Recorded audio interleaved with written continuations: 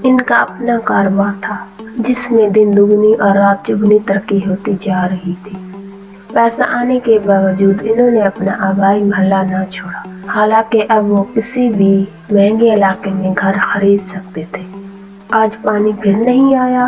انہوں نے گھر داخل ہو کر اپنی بیوی سے پوچھا۔ نہیں، بیوی نے کھانا میز پہ رکھتے ہوئے کہا۔ اچھا، پانی کا ٹینکر منگواتا ہوں۔ انہوں نے یہ کہہ کر کھانا شروع کیا۔ طویل لوڈ شیڈنگ کی وجہ سے انہوں نے بڑا جنریٹر خرید لیا تھا۔ گرمی سے لوگ بے حال ہوتے اور ان کے گھر سے جنریٹر چلنے کی آواز سنائی دیتی۔ رات کو جب محلہ تاریکی میں ڈوب جاتا تو ان کا گھر روشن ہو جاتا۔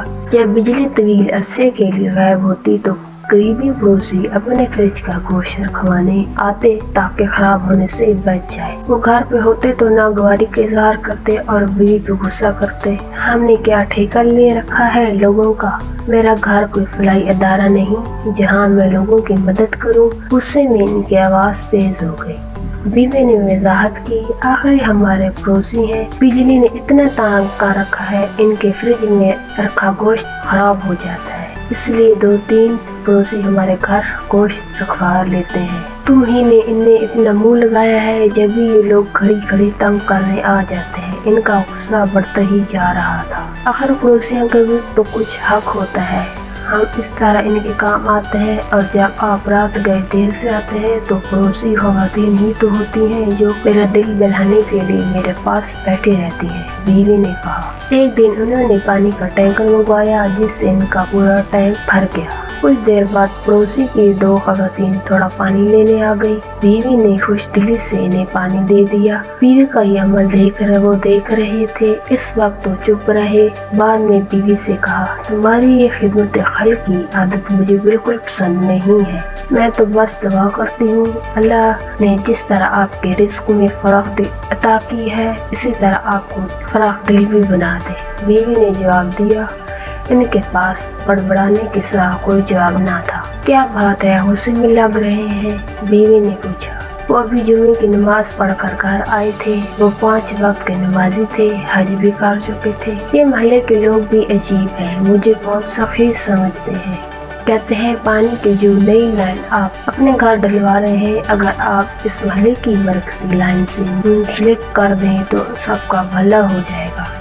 ہم سب آپ کو زندگی بھر دعائیں دیں گے۔ اب پیسے میں لگاؤں اور فائدہ سب اٹھائیں، انہوں نے ناگوار لہجے میں کہا۔